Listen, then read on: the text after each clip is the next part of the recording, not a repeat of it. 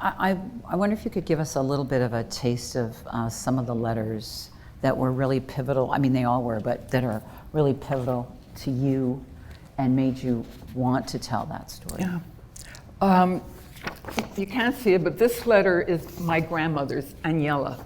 And she's written it with a fountain pen. And when I look at this letter, the sorrow just floats off the page because she presses down, she crosses out words, she crosses out sentences. Why? Because this is her confession to her daughter. I'm so sorry I couldn't save you from the Nazis. I tried.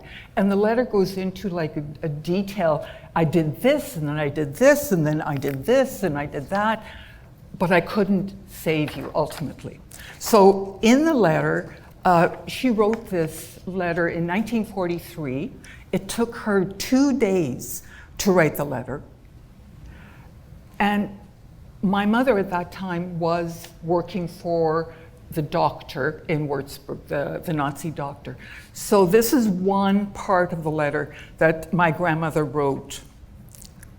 She goes, as soon as my mother is captured and she finds out about it, she goes to the school where my mother was. And she goes into the office.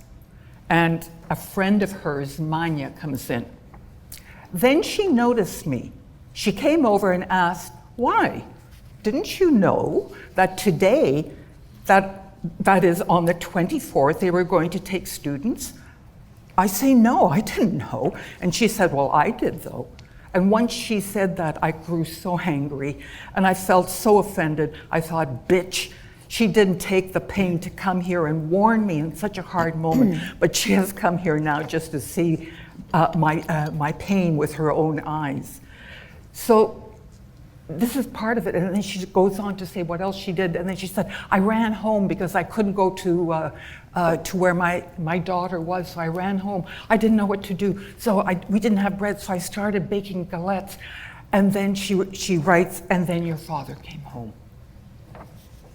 He returned from the forest and he knew what had happened. And he started yelling at me that it was my fault and that he was pulling out his hair. He was pulling out his hair and cried and wept. I thought he was going out of his mind. So he blamed her. It was all her fault. And she bore this for the rest of her life. She couldn't save her daughter. And so you know what she does? She signs the letter, Anna Marie. She signs the letter. You're bad, Mama. You're bad, Mama.